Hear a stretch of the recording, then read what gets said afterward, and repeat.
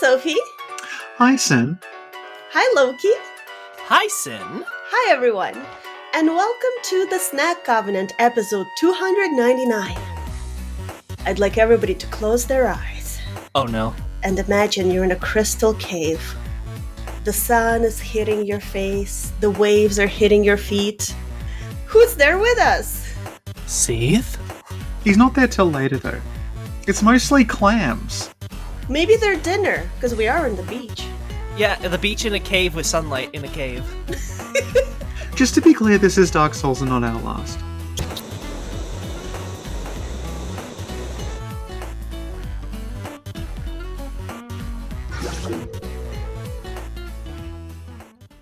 So, Lokey, welcome back to the podcast. Glad to be back. For anyone who's new, can you tell a little bit about yourself and the exciting stuff that's going on in your life?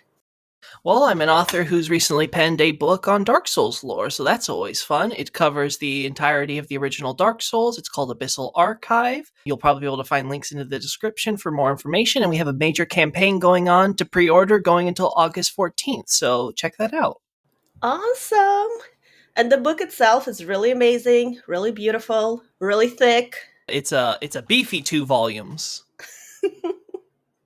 Do you or do you not mention Katekyo Hitman Reborn in the book?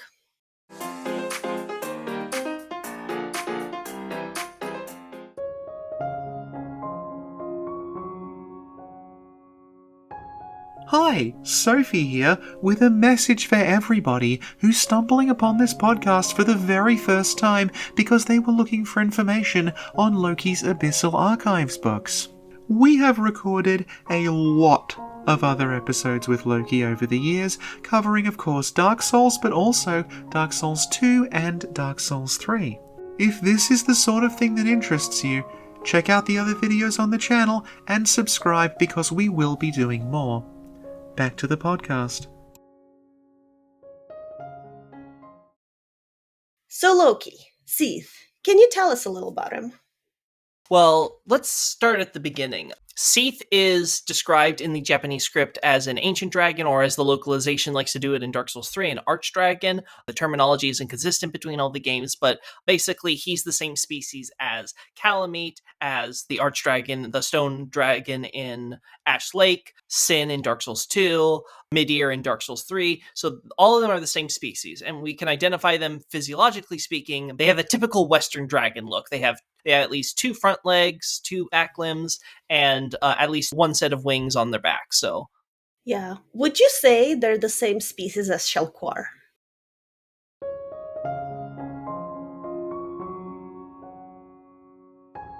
Hi, Sophie here.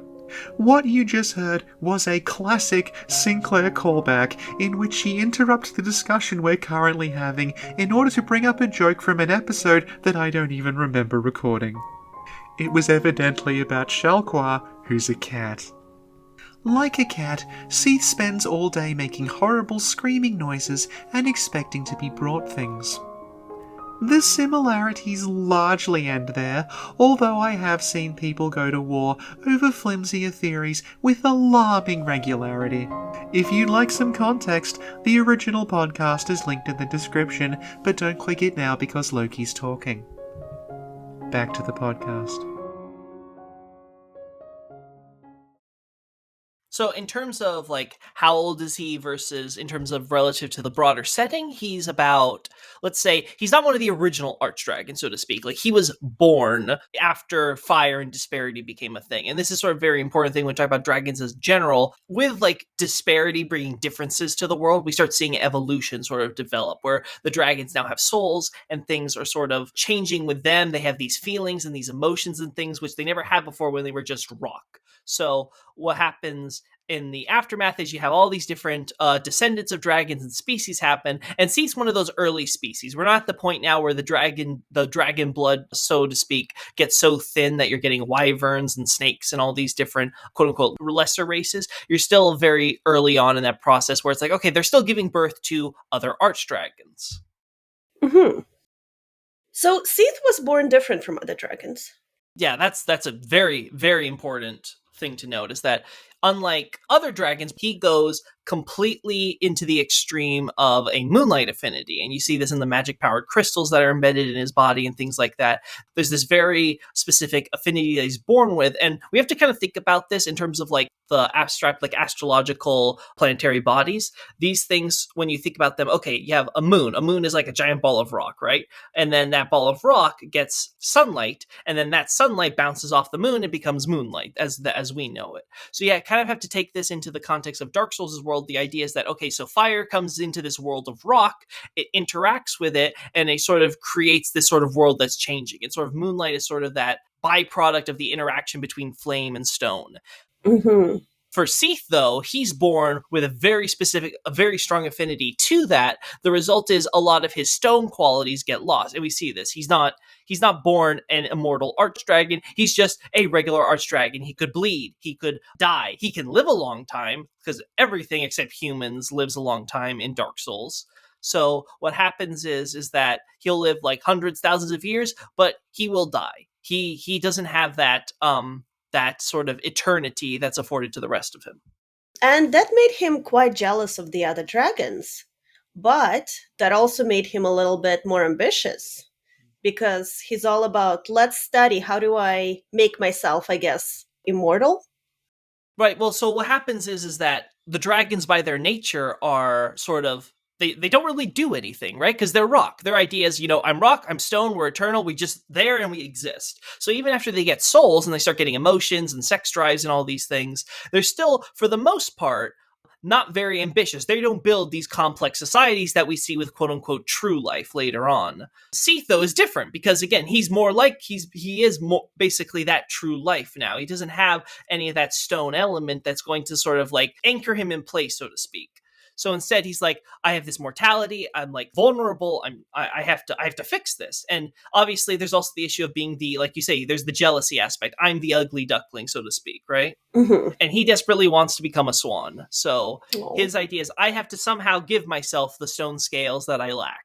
Mm-hmm. His idea for this is, okay, well, I have this certain magical affinity unlike the others. If I look into that, I explore how that works, how it goes, then maybe I can be able to manipulate that in order to get sort of like reverse engineer it and give myself the scales that I lack, right? Like I got to figure out what the problem is. And that's how he becomes the founder of sorcery. Now, the localization terms it as like the grandfather of sorcery, but the Japanese term is very simply, he's like the founder, the pioneer, like the parent who establishes the entire like sort of concept of studying magic in this rational scientific sort of basis. And to study all that stuff, to get all that knowledge, he needs a facility, doesn't he? Yeah. So he didn't have that for the longest time, though. And we know from, like, say, his interactions with Havel and stuff, that he was already working on developing sorcery and creating all these different arts, like, say, his crystal breath, in order to sort of get a better idea of what's going on with his body. And he sort of figures out, okay, there's this moonlight affinity that I have, and then there's this thing with crystals and crystallization.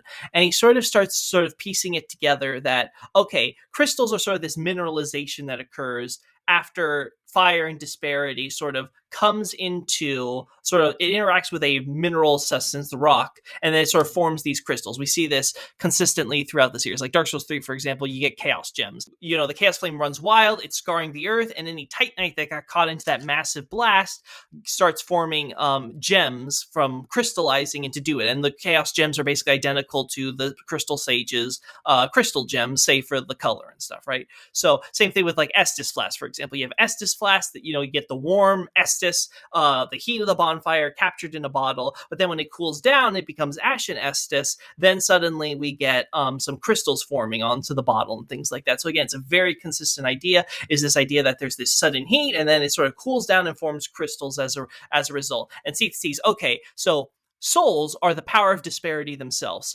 This is made clear, obviously, in Dark Souls 1, just how everything interacts and everything, power of life and all this. In the book, I'll be going into much more detail on the broader cosmology, but just to say, cheat sheet, so to speak. Dark Souls 3 has the Firekeeper in the Japanese script outright say, okay, souls, power of disparity. So the idea is that, okay, this is disparity itself is embodied in souls. And Seath understands, okay, so fire brings disparity. Disparity comes in the form of souls. I have a soul. It has a very strong affinity to this moonlight idea, so it's much more closer to this interaction between rocks. So there is some rock element there, but for some reason, it's not manifesting in me, and I gotta figure out why. What happens is, of course, the lords come hunting for the dragons, and Seath is originally fighting on the side of his kindred, but eventually, the conflict's not really going for them. Like, it could drag on, but the writing's on the wall on how this is kind of gonna go. The lords definitely prepared for all this. They were ready.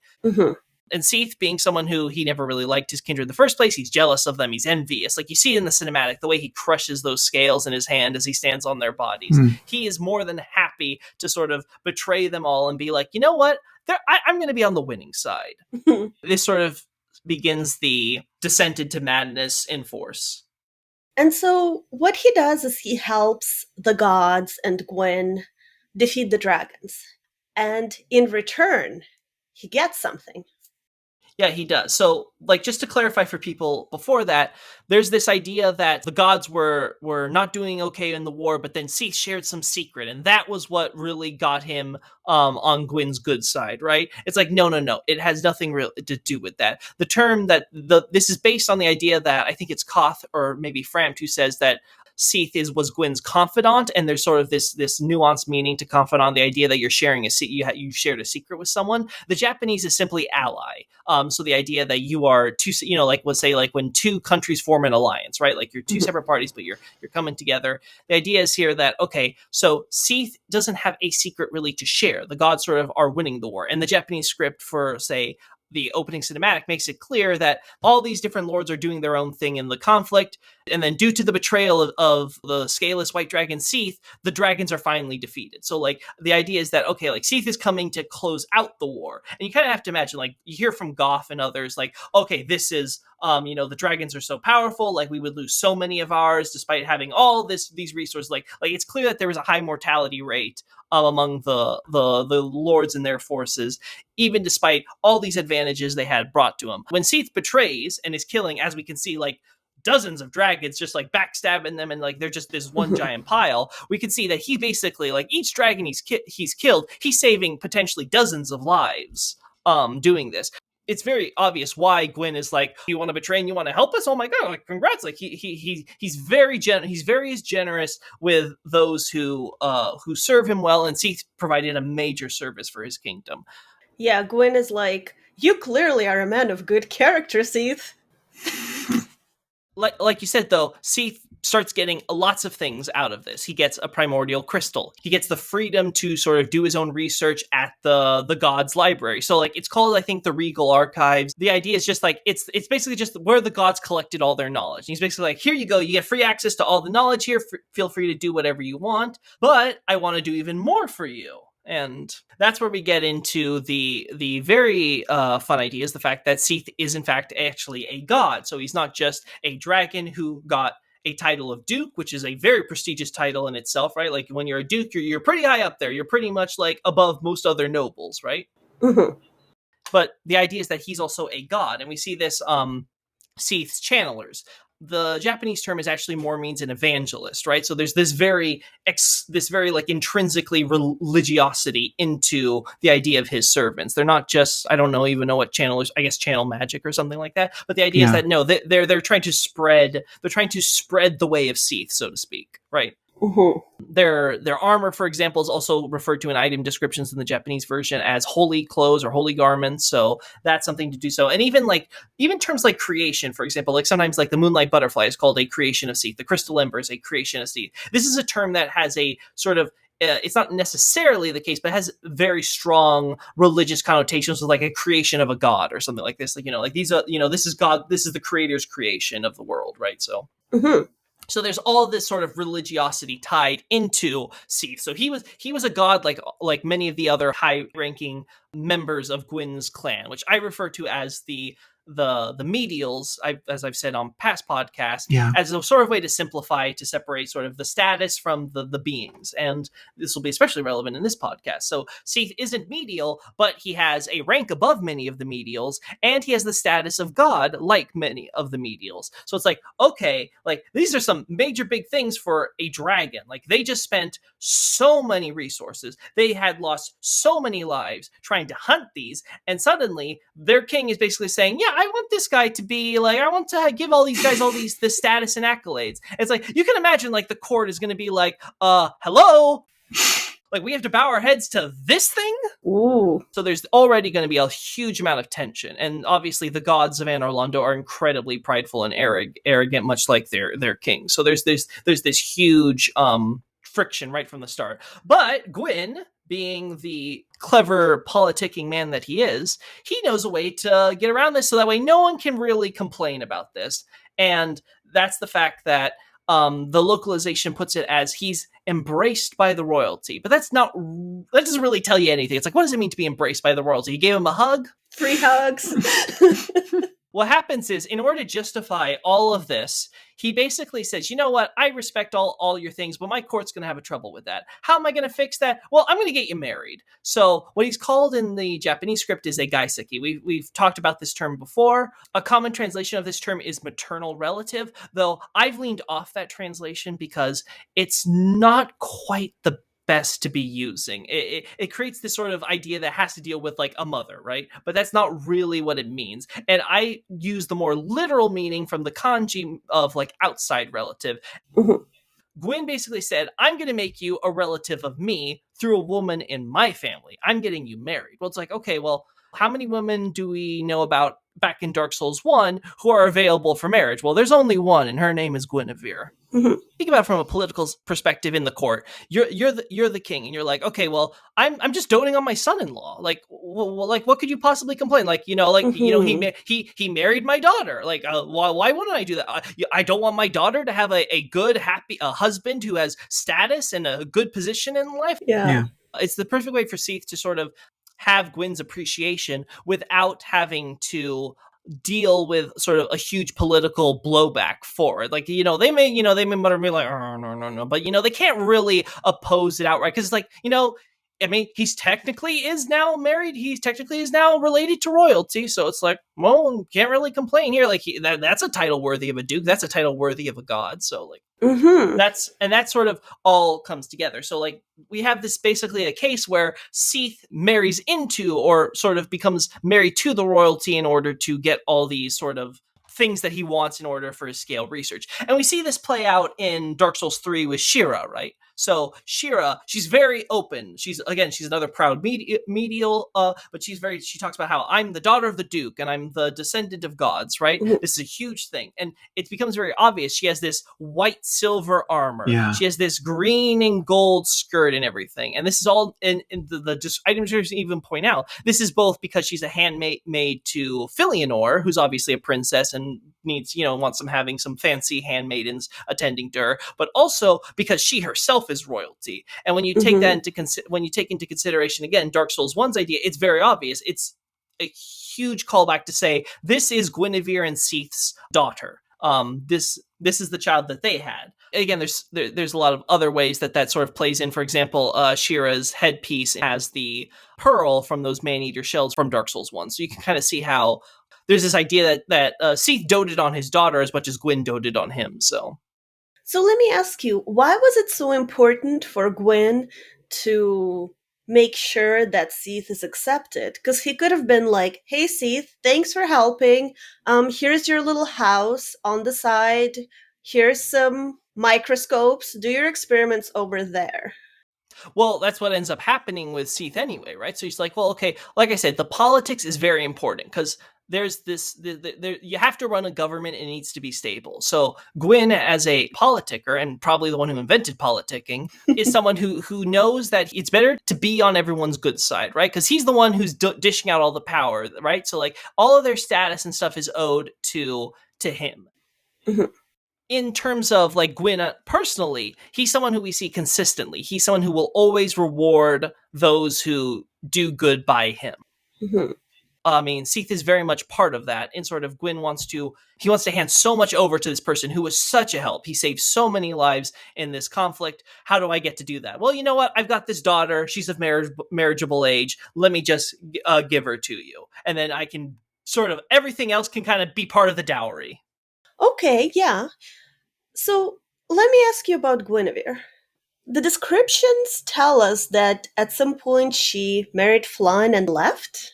Yeah. In fact, that's actually a very important point. It actually goes like this. She leaves, and then it talks about how after she's left Anor Londo with the other gods, that she marries Flan, which is very unusual in terms of the general script, because usually we're not told what happens with characters once they are sort of out of the picture, right? Like, we're not told what happens with the firstborn after he leaves, right? Like, it's just sort of like, okay, he's gone, he's out of the picture now, whatever, right? But the Miyazaki and the script writing feels incredibly compelled in order to tell us what was Gwynevere doing. It's like, well, why? Well, it tells you what was going on in her mind when she's leaving. She's not happy with her marriage, and that's the truth. She was not having a good relationship at that point with Seath, and that was a huge factor in deciding, okay, I've got to sort of get out of this. I'm leaving, and my husband's crazy, like all this thing. I'm going to leave. It also sort of ties into when she leaves in Dark Souls 3. So I've talked about this before. Gwynevere is the Queen of Lothric.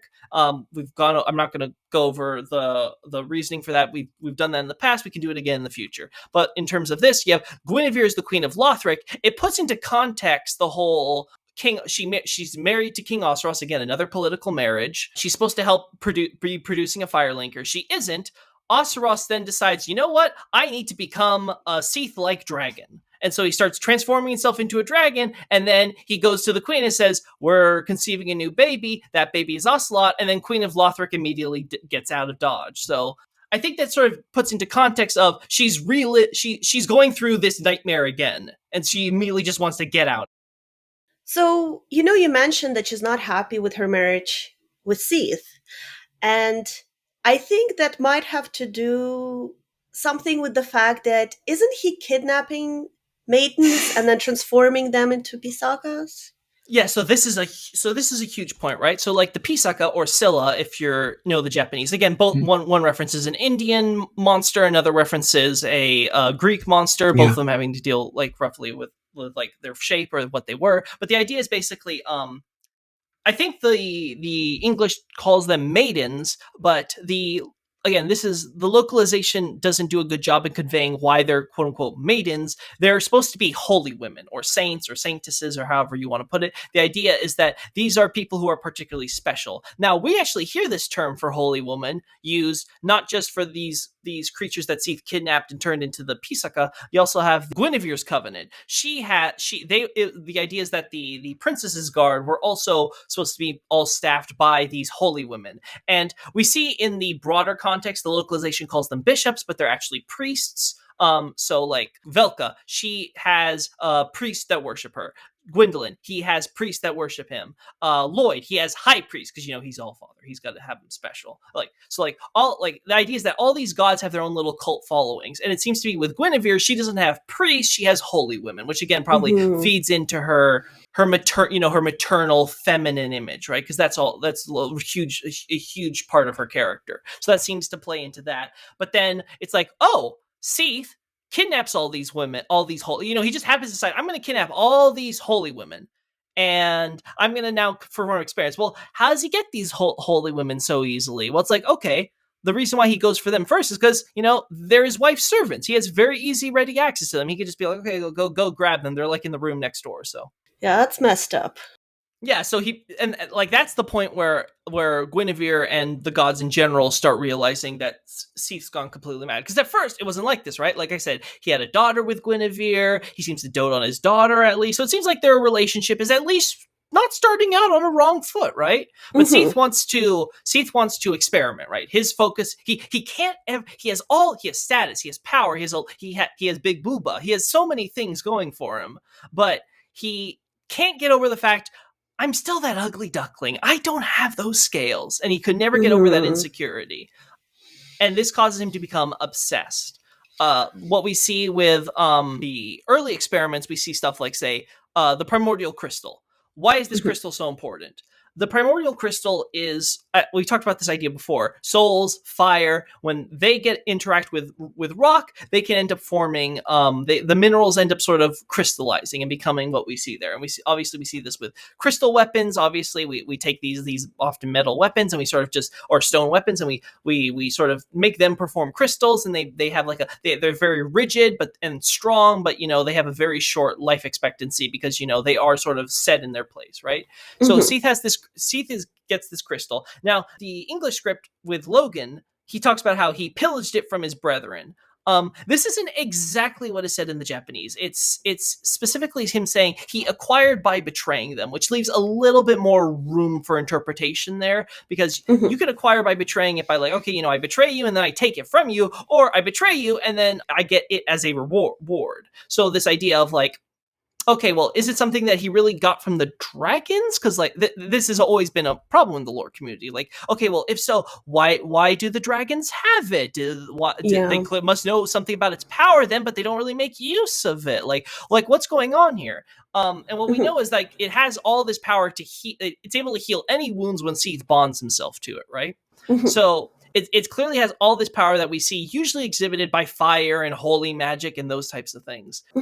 And Seath is very protective of it because Logan describes it as a quote unquote secret treasure or hidden treasure, which he's trying to keep, back in the crystal cave. So it's like it's not necessarily a sacred treasure as the English puts it. So like everything sort of like builds up onto this idea that something very important. Well, we know the gods have treasures. They have stuff like the silver pendant that was given to Artorias and things like that. They have like these treasures that they sort of like keep in a vault somewhere and like hand dole out as required. So like, okay, well, that's definitely something interesting. There's also the fact that, okay, well, where did the primordial crystal come from? Well, the idea is it's this primeval crystal. It comes from very old times, right? And like we talked about before, this idea of like lots of fire sort of going across and creating crystals just as a result of so much power interacting with rock. Well, when do we see that in like old times? Well, we first see that when flame first shows up, when the first flame. So you have this idea of like this huge outgrowth of disparity, right? And souls start spreading and all that. And we see the biggest souls, the biggest concentrations of disparity are the Lord souls near the first flame, right? Where the Lords find them. And so it's like, well, did they just find the Lord souls there? Or did they also find a crystal, a primordial crystal that sort of formed as a result and has all this power of fire, like sort of trapped in this mineral form? And like that maybe they took that, and we know the gods, because we see the kiln of the first flame, the gods have built around this area. They're very familiar with this plant, so they could have easily found it. And it's called primordial. Yeah. Yeah. So the idea that he got it from pillaging it from the dragons, I'm not as convinced by than just the notion that the gods had it, they found it, and it's one of the many things. Like Gwyn's giving Seath all these benefits. What's one more? So this is what seems to make the most sense, but it also tells him why he wants it. He has now an understanding that, okay, crystallization goes all the way back to when the first flame first like sort of popped in and go through that. So he has a huge thing to study, and obviously the fact that he's able to bond it to himself and make himself, he can heal any wounds, helps him show, okay, this is a concept. I can give myself my stone immortality somehow if I take the power of souls filtered through this mineralization of crystals, and I just sort of connect it to myself somehow. I can manipulate it so that way I can do it. Like that's sort of like his proof of concept. Like, oh, this is my hypothesis. I can do. There's something to this. I can make this work. And we see this in various other things he's done. For example, the prism stone. The prism is more literally 7 colors, so it's a 7-color stone. And this is why the description points out how it's quote unquote, it has a rare white color. Mezurashi doesn't necessarily mean rare in the sense that it's statistically like rare. Like again, the community's already tested all this. White isn't more statistically rare than the other colors show up. The point is that it's the 7 colors of the rainbow plus white. That kind of stands out as kind of being weird or uncommon for what you'd expect from a quote unquote prism stone. And I think it's different from how it works in Demon Souls, right? Because in Demon Souls, it is just the 7 colors, I think. I can't remember though.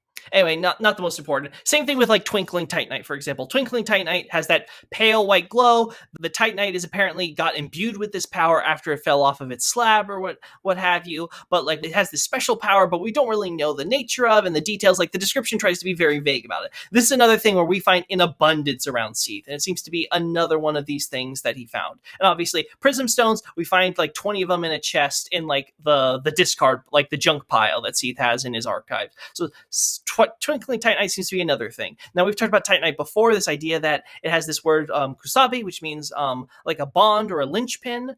We've talked about with Demon Souls, with the Nexus. In context of Dark Souls, it's a similar idea. It's these stones that create these strong bonds with whatever they're forged into in order to create like this stronger, more resilient metal. Mhm. Same thing with, like, say, the crystal lizards. Obviously, crystal lizards produce a lot of twinkling titanite. They have like a titanite-like skin. Seath doing all these experiments on, okay, bonding, crystallization, different again, going back to the prism stones, this idea of different colors of light. A prism obviously divides white light into the different colors, and usually the importance of that is that obviously light is huge in relation to fire and disparity and all that stuff. So the idea of like, I take all this firepower, I crystallize it, and then I'm going to try to, and usually it'll become white, and then like when it'll like break or something, it'll turn into these different colors. We see this with like crystal enemies; they bleed a rainbow colors instead of just that. So again, the same idea, like the crystal refracts everything. Mhm. So this idea of all of this is going towards one goal, and that is I'm going to give myself scales. So in the end, Seath basically got what he was striving for. He got immortality. Well, to an extent, the problem is it's not perfect. Like I said, the idea is that he doesn't like that he's different. So it can't just be, okay, I'm connected to this crystal, I'm good now. It's, okay, I need those stone scales, right? Like I say, you always think about it as the Ugly Duckling story. The Ugly Duckling story ends where it turns out, you're not just the Ugly Duckling, you're actually a swan. You're this beautiful thing. Well, Seath is desperate to have his swan moment. And as things continue and things aren't working out, that he isn't getting that exact thing that he wants, you have to kind of imagine it's dawning on him at some part of his brain of, oh my god, I may just be an ugly duckling. I'm not actually a swan somewhere. And this becomes a huge issue for him. This becomes self-destructive to his relationship because he doesn't have just Shira as a kid. What do you mean?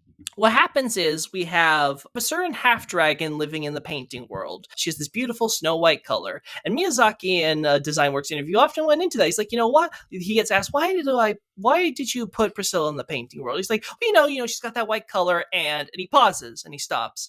And the Japanese for this interview transcribes it dot dot dot dot dot dot dot dot. Like he's really taking his time to think this through. Uh-huh. And then finally, he gives an answer, and he's like, kind of, it's sort of like this. You have to think about her place to belong, and like where she's going, and all this stuff. He's kind of he sort of tries to avoid giving a direct answer on why, and it becomes very obvious. Like some other people sort of chime in, like, "Oh, what are you talking about? Like, could you elaborate more?" And he just sort of tries to be it's very clear he's trying to be very evasive. It's like, well, it's kind of weird. Like, like you talked about so many things about ceaseless discharge and like Gwyndolin and all these things. It's like, but now you're like, I don't want to talk about this too much. It's like, well, that's a little sus. But then when you actually look at the narrative in the game, yeah, it makes a lot of sense because Priscilla is a half dragon. She's obviously trapped in the painting world. Her entire backstory seems to revolve around being a child in Anne Orlando. We see, of course, with the doll and stuff, she was imprisoned in what is now the Undead Asylum. With her doll was left there. She was moved into the painting world where she was, as the description pointed out, she was guided there, and she was brought into this, like, basically a prison in another dimension, right? And it's through a painting, so that way they can just like put the painting in a building, and easy way to watch your prison. Wait, so are you saying that she's Seath's child? Yes. Wait, Lokey, so here you are telling us about crystals and 7 colors, and how is this made? This is the real tea. What's going on there? Well, there's quite a few things going on. One, you have to ask, okay, well, if like Seath's the only dragon in Anne Orlando society, and she's got his same white color. She's obviously half dragon. The Japanese is very explicit about this. The localization puts it as a crossbreed, so we know that she's half dragon. And the other question is, well, half what? What's the other half? And it's like, okay, well, she in Anne Orlando and everything, you could say, okay, she's probably a child of a god, or at least, like I say, a medial to do so. She's not considered a god, so we're like, okay, let's say she's half dragon, half medial. Okay, a medial dragon crossbreed. Okay, well, who did Seath sire this child with? Well, we look around the world and we see, well, there's lots of crows, there's lots of dark, there's lots of priests of Velka. What? Are you saying Velka and Seath had Priscilla? Yes. Oh my god. Again, like the book will go into all the details and all the surrounding things with the painting world and things, but to just sort of keep it focused on Seath, it's very clear that after his marriage to Gwynevere, and as Dark Souls 3 reveals, him siring Shira with Gwynevere, Seath ends up in a relationship with Velka. And obviously, when he's married like that, this is an affair. It's a rather natural pairing when you think about it, because you have the founder of sorcery, the one who's so obsessed with knowledge and getting this power, and then you have Velka, who's a witch. She's someone who she loves magic. She studies all kinds of magic. She knows every type of magic there is available. She knows it all, and she doesn't discriminate, because as we know, she has a lot of associations with the dark across all the games. This is made abundantly clear. So you have this woman who she doesn't really care. She's like, if it's magic, right? And she gets to meet the founder of sorcery, the very arts that she herself studies so wonderfully. Like, and Seath, for his part, the series makes a point. She's an intelligent woman. She's very clever. These are two people who they can compete on the same level, intellectually speaking. So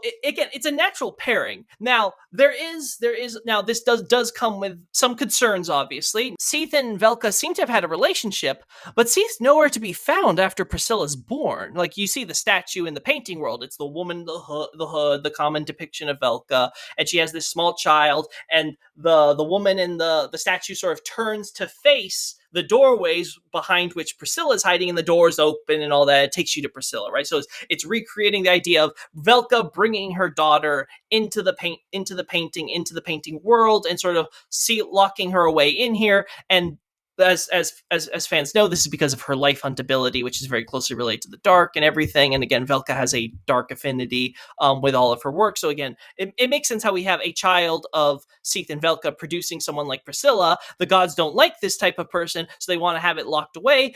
Velka obviously wants to keep her, she wants to protect her child, so she's like, okay, fine, we'll lock her away. It'll be in this dimension, though, where she won't get risk getting assassinated or any of these things, because as Priscilla acknowledges, like, so many have come after her life before. So she just wants to be left well alone. And Velka's like, okay, I'm going to give you this own world. It'll be a prison, but you can at least be able to have some peace and safety and security, right? And Velka's running this prison. And this seems to be the deal she worked out with the gods and Gwyn, and being like, because again, she's someone who's highly influential. So she's able to avoid like full political blowback. You can imagine how big a scandal this was, because Velka comes in with a child. It's like, hey, I'm pregnant with the child of the princess's husband. Yeah, you can imagine this was a huge scandalous affair in Anor Londo. Everyone wants Priscilla dead for varying reasons. It became this huge deal. But Velka manages to avoid the blowback, barring that, she's now got the label of goddess of sin going on her, and she's now in charge of dealing with other people's sins and managing and handling the logistics on that end. But then Seath, where's Seath in all this? Seath's nowhere to be found. There's no presence. He has no presence in the painting world, no presence in the statues, no presence anywhere related to that. So it seems like as soon as like he had this relationship with her, he was able to pick her brain, right? Because she's an intelligent person. She could perhaps help him with his research. Okay, but then she comes with a child. It's like, okay, I'm washing my hands of all this. I want nothing to do with it. He's not a great dragon. No, you can imagine this causes you. And again, look at the painting world. You see the painting on one side, and then above it, on the opposite wall, you have Gwynevere, the statue of Gwynevere, looking down at the painting with these silver knights sort of standing with their swords at the ready, doing so. It creates this very intimidating image of just sort of like Gwynevere is not happy about this. There's obviously a huge strain on their relationship, and like you said earlier, Sin, we see how this all turns out when Seath starts continuing to denigrate in his obsession of trying to get these scales. He uses Velka in order to sort of get some possible knowledge out of that. Then he wants nothing to do with her, and it completely destroys his marriage eventually. He's so obsessed going into these experiments that he's trying to, okay, I can do this with sorcery, and I can do this with crystal sorcery, and then I can continue to sort of adding on to this with like, okay, say the man-eater shells, for example, they're called like five-legged bivalves in Japan. They're obviously like mollusk oyster type of deal. And as we see in Dark Souls 3, they can produce oysters, but if you put a man in there, well, the man's the one that's now going to become the pearl, right? So that's how we get purging stones and stuff, because the idea is that these were once men, but they were turned into these rocks, which we can insert curses into. And it seems like she's like, okay, well, I can now put people in here, and maybe I can try to I want to understand how these things mineralize things, right? So I can give myself the mineral.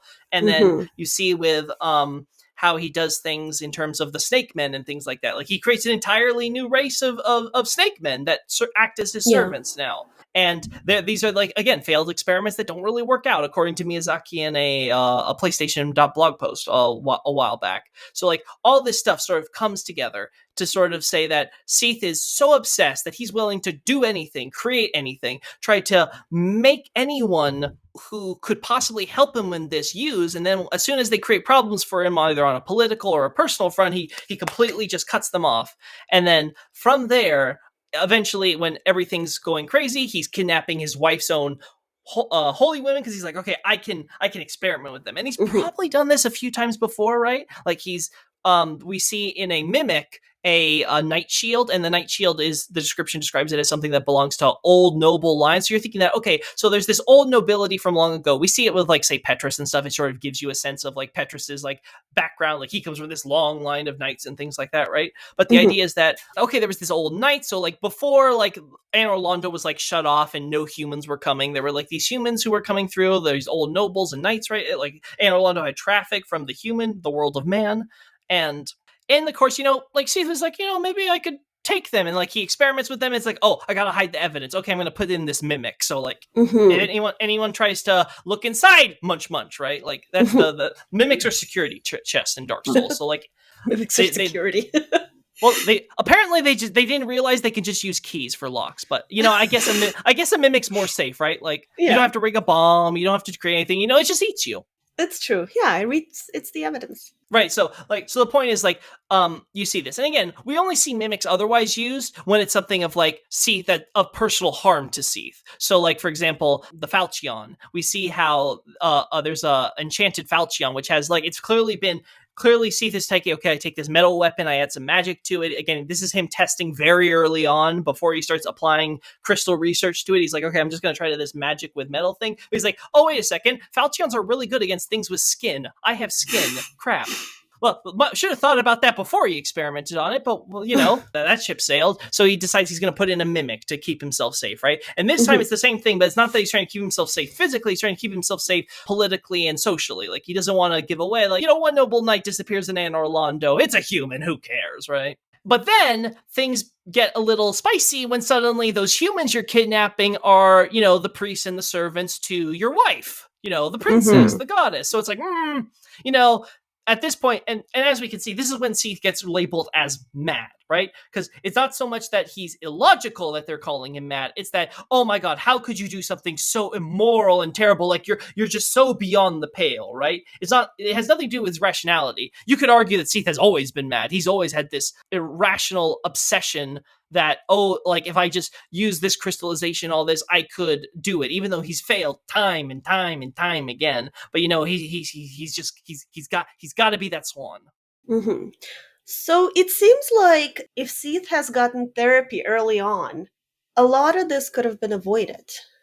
Well, yes, but there's apparently no therapist in Dark Souls, unfortunately. So a lot of people's problems would probably be solved if they took a little bit of therapy. Yeah. So let me ask you, in the end, what happens to Seath? So after the gods sort of abandon Anor Londo and leave, we get into this situation where, okay, if Seath is going to now be free, and we see this, right? Like he's able to sort of hole up in the gods' archives, their library, and he's basically turns into like this fortified castle that like you can't enter or exit. He's defended. Now we do know that there was some conflict, right? There are two chests in the Smo statue, which is close to the archives. One of them has the Twinkling Titanite. The other is a mimic with Seath's crystal weapons. And Seath's crystal weapons were well known to Anor Londo, like way before, right? Like the giant blacksmith makes reference to getting the crystal ember. The giant blacksmith sells Twinkling Titanite. He clearly knows how to work with the crystal ember in order to create crystal weapons. So Seath has clearly shared that research before. And it was never going to become like viable as like a weapon upgrade in Anor Londo or anything like that. But it was clear that he was sharing his work that helped the benefit of the government to do so. So like in part, Gwyn is sort of helping sponsor a potential continuingly helpful asset in the future, right?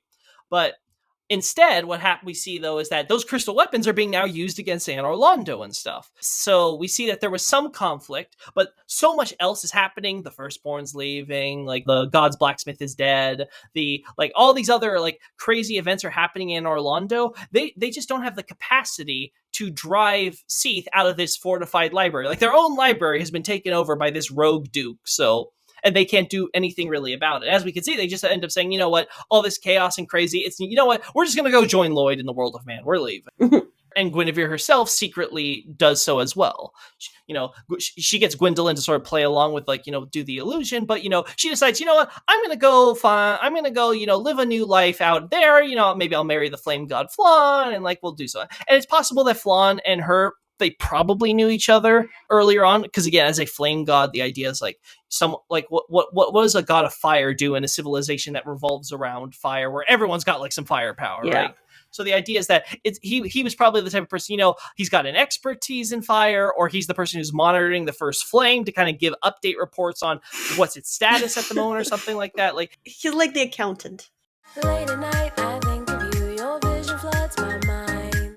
In the case of Flan and stuff, you can imagine Flan was the type of person, he was a regular in the court, and he and Gwynevere probably hit it off, and maybe something more happened there. But once Gwynevere's away, she's finally left her husband, he's off the deep end, they're not able to arrest him or do anything or kill him or whatever to do so. I'm just gonna look on the down low, I'm just gonna leave right now. I can't deal with my royal duty anymore. And then from there we see Seath basically he can do whatever he wants now. He can tell his sir, I've got all these experiments I'm going to do, but the Pisaka, they didn't really work. This, you have to imagine if Seath's doing this mass experimentation, and it's made very clear with the snake men and stuff. The snake men apparently had to suddenly turn this tower with all these books and everything and make it into a prison. And the prison isn't even well made, right? It's okay, I gotta make this a thing, but now Seath wants another prison cell, so we gotta make a cell here, and okay, we got these keys which work on some doors, but not all the doors. It's this big mess. It's made very obvious that Seath basically very suddenly said, you know what? I need you to kidnap all these people. I need you to lock them up so that way I can experiment on them. And they're like, okay, we'll do our best. And it creates this sort of huge mess. So he was confident. He was like, okay, I gotta do this. I do this. It's all gonna work out. But then it didn't. And now he's back to the drawing board. So and as we see, he's crystallizing hollows en masse. He's going back to the basics, so to speak, on what he's doing. He's trying to figure out, okay, where did I go wrong? It can't be my theory. It's the whole foundation to my theory is possibly misguided. Again, we see with Priscilla, she manifests dragon traits. She has scales. She has some of those elements, but they don't manifest in Seath. So they're somewhere in him, but they just don't manifest in him. Why? He can't figure this out. It's something that's plaguing his mind. Eventually, he runs out of people to experiment on. It's well, that's a problem. What am I going to do now? Oh, you know what? You, my evangelist, you go out there and find people, and you can snatch them, abduct them for me, and bring them back. Right. And then he figures out, oh, hey, I'm noticing that, there's the bell downstairs is ringing a lot. Oh, hey, it looks like undead are gathering, creating a town. They're trying to get to Anor Londo, ringing these bells and going through Sen's fortress. Hey, Snake Man, why don't you go down there and, kind of subvert this little system the gods got going here? Give me, if you catch any of them, lock them up. And if, sometimes the Snake Men just forget. They're like Logan was just sort of left. He's sort of left in his cage. It's like, if they remember, they'll drag you up to Seath. Well, at least he got remembered the second time. But anyway, the idea is they drag him to the tower and they lock him up. It's if they're special, they go in the cage where the Pisaka used to go, right? So that's where Logan, and we see a firekeeper corpse is still there. So you get this idea that, okay, so Seath is basically trying to gather new people, and he's gonna use whatever is available in order to do it. And we see him send his servants down, like the crystal golems and things. Obviously, he sends one of his a Hydra, which again is probably another thing he got along with the man-eater shells from Ash Lake. He probably is okay, he wants descendants of dragons he can study, right? So it makes it, again, this ties into Dark Souls 3 with Midir. Midir is again Shira's friend. There's a lot of connections to Seath there, and the idea that probably Seath took Midir as a baby during the dragon hunts. It's you know what? I'm not going to let the gods cut off your head. I'm going to take you and I'm going to raise you, and you're going to be a good little. And then I can study you. Oh no, no. So, do you know who I feel really sorry about in this whole situation? I think there's plenty, but tell me. The person who's left in charge of the entire thing, Gwyndolin.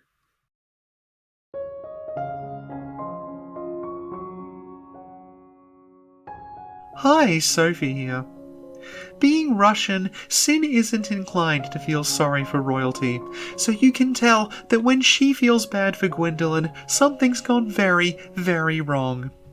And yes, it's my solemn duty to report that after being locked in a basement, repeatedly misgendered, given control of a covenant where the summon item doesn't fucking work, and forced to rely on Yorshka, Gwyndolin is eventually eaten by a giant turd. However, across the ages, souls are born and reborn countless times, and the essence of Gwyndolin lives on today, in Radagon, Marika, and the entire Bloodborne fandom. Now back to the podcast. Yeah, so I just imagine Gwyndolin being like, okay, let's do our daily report. Okay, the undead are going well. Izalith is going okay. And oh no, Seath kidnapped more people. Oh my god, I told him not to do that.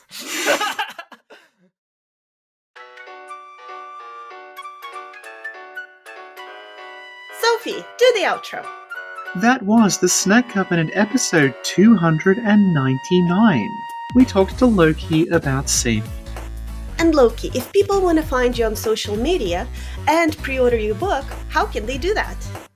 You can find me on Twitter at Lokey_DS. That's Lokey, LOKEY_DS. You can also find me on my website at LokeySouls.com. That's LokeySouls.com. And finally, if you are interested in my book, there is a page on my website, but if you want to go there directly, you can go to abyssalarchive.com. It'll show you the campaign page. The limited editions will last up until August 14th on the pre-orders. So again, act now. It's a huge way that we're gauging demand and interest in the book in general. So the sooner you get yourself a copy if you're interested, the better. Awesome! And Lokey, do you remember how you talked about the prism and the 7 colors? Yes? Sophie, where am I going with this? Oh no. Well, we talked about like the Japanese word like for rainbow. Another word for rainbow in another language is arcobaleno. Ay. Oh, thank you, Lokey. I'm happy to be on. Thank you for having me. Thank you so much. Thank you, Sophie. Thank you, Sin. And thank you, everyone, for listening. And see you all next time. Live on! Ciao, sir. Chelsea. Lokey, say ciao, sir. Ciao, sir. Chelsea! Ciao, sir.